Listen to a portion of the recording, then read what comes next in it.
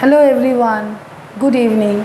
Welcome to my YouTube channel and please to hit the like button which gives me encouragement to do more videos for you all, and please subscribe my channel and share it among your friends.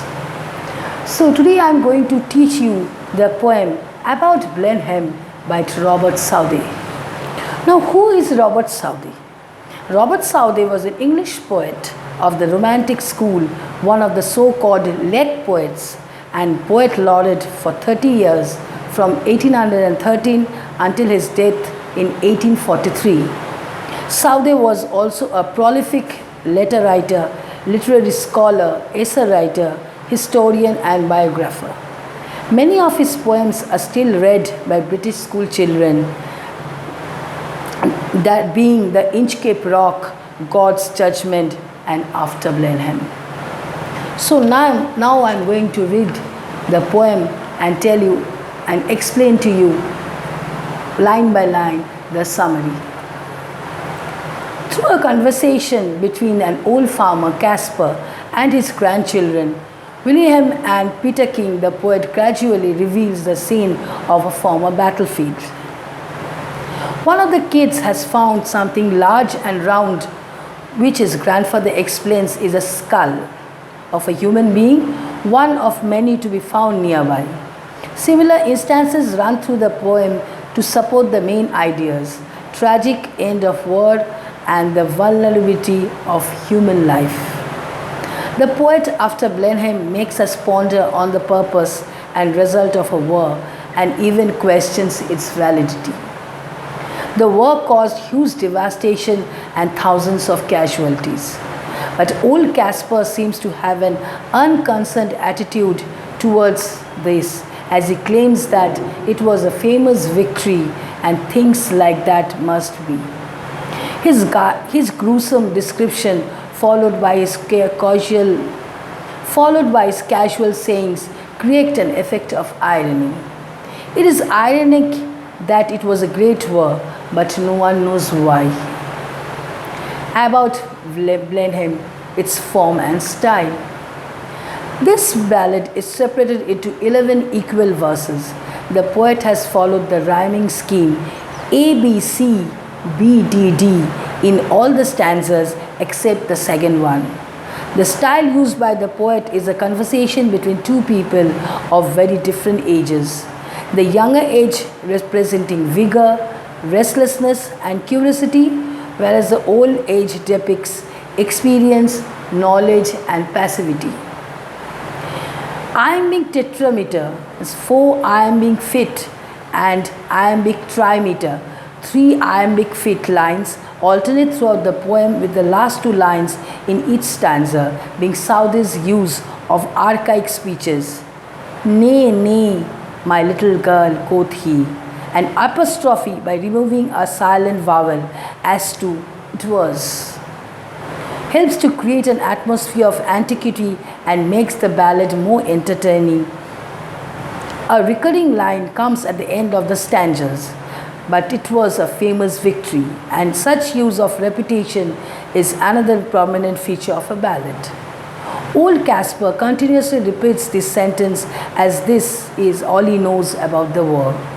But this is certainly not what the poem is saying. Rather, Southey uses this phrase to emphasize the exact opposite. That is, was not really a great victory. War can never be great. It's highly effective way of making his point. So now explanation of the stanza. Now first, stanza 1.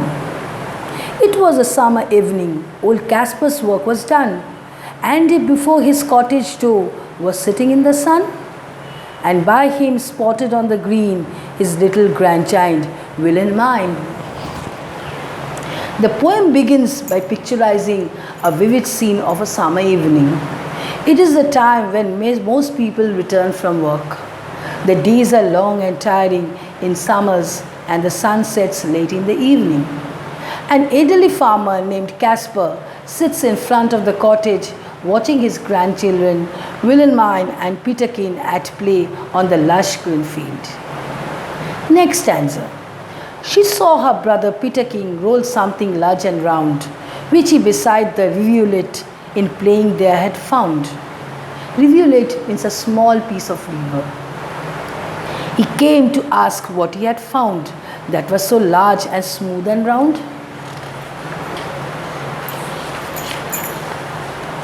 As Wilhelmine was playing, she saw her brother Peter King rolling something large, smooth and round, which he had found beside the river. Meanwhile, Caspar was sitting around observing his actions. Out of curiosity, Peter King takes that something to his grandfather, wanting to know about it. Now stanza 3. That was so large and smooth and round. Old Caspar took it from the boy, who stood expectant by, and then the old man shook his head, and with a natural sigh, "'Tis some poor fellow's skull," said he, "who fell in the great victory." Elderly Caspar took that round thing from the boy, who was left in anticipation, because the little boy did not know what was that. He was utterly shocked. The small boy did not know what to do with that. After a brief look at that, the old man shook his head with a sigh and found out to be a skull of some poor fellow, which refers to a soldier who had died in the war, in the Battle of Bleinheim, in the great victory. Stanza 4. I find them in the garden, for there's many here about, and often when I go to plough, the ploughman turns them out. For many thousand men, said he, were slain in that great victory. Slain means killed.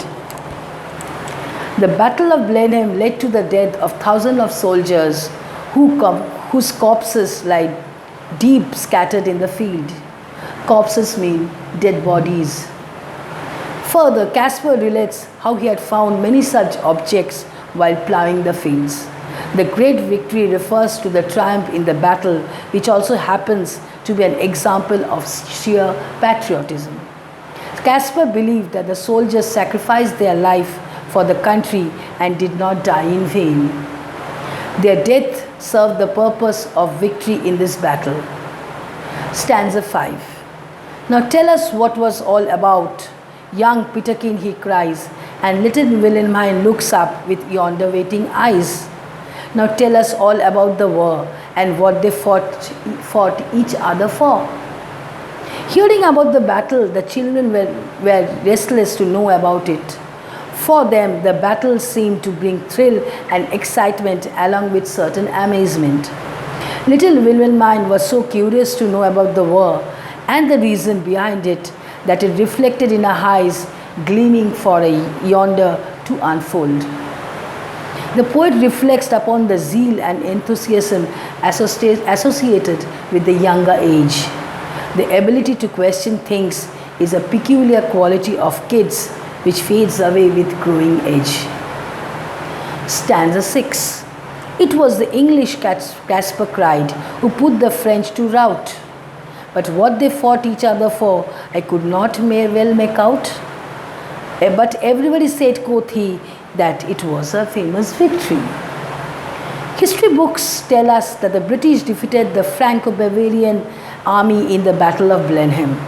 Caspar tries to answer the questions posed by his grandchildren by telling them this piece of information. The interesting point to note here is he does not know the reason behind the war. In fact, he does not try to find it. He remembers what everybody told him, the victory was famous. And he repeated it to himself time and again and puts a belief in the words.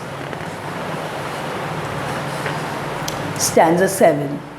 My father lived at Bleinheim then, yon little stream hard by. They burnt his dwelling to the ground, and he was forced to fly. So with his wife and child he fled, nor had he where to rest his head. At this juncture of the poem after Bleinheim, Caspar recollects from the past some of the scenarios of the war. He begins by remembering his father, who lived in a small village of Bleinheim near a river. The French created havoc or disturbance in the village and burnt houses of several innocent people to the ground. Consequently, the villagers were forced to migrate in search of shelter.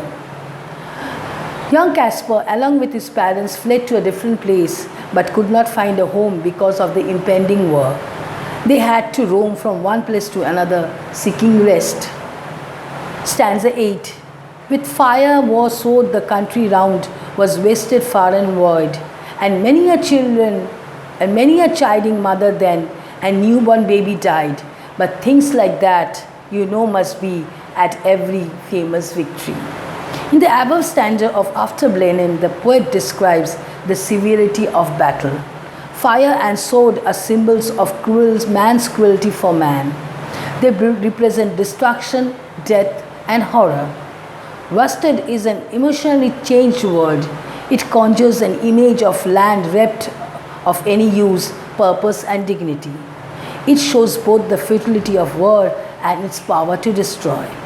The image of mother and baby killed in war here makes us see that the battle as a catastrophic of both present and future. It powerfully evokes the death of innocence.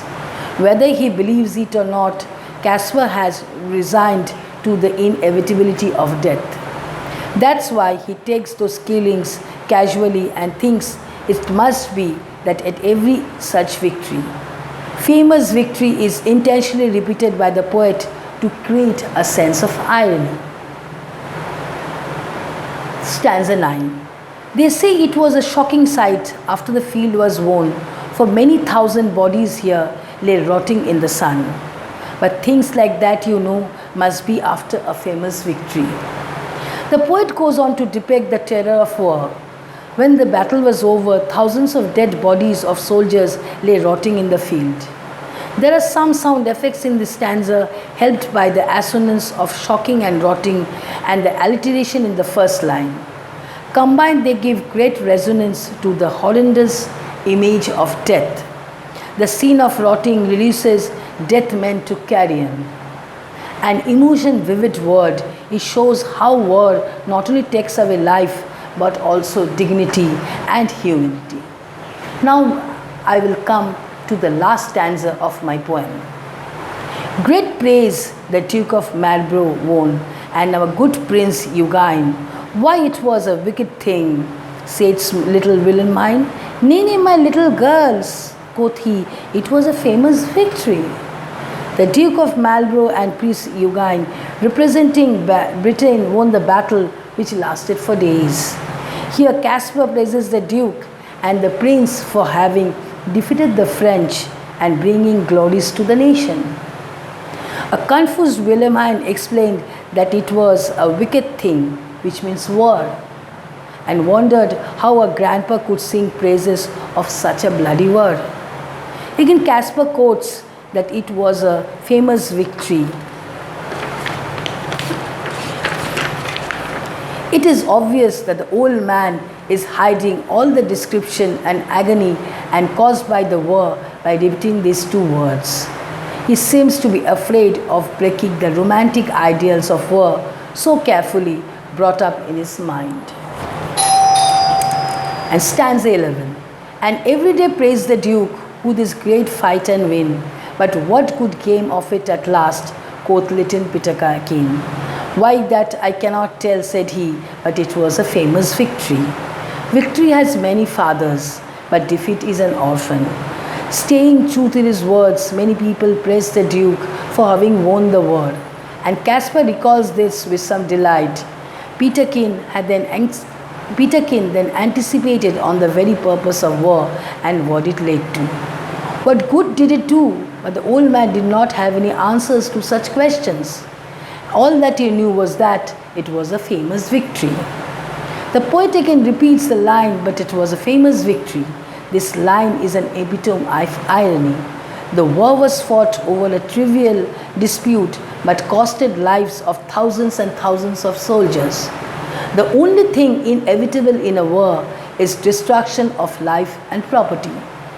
Victory cannot bring back all the lives which were lost during the war. Hence, the poet questions the purpose and need of war.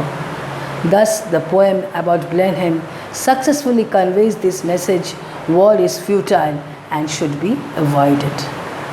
So I have explained to you the poem about Bleinheim. So if you want to get more notes, you must go to my description box for the further reference. So please do check it out. And now for today, it's bye from me.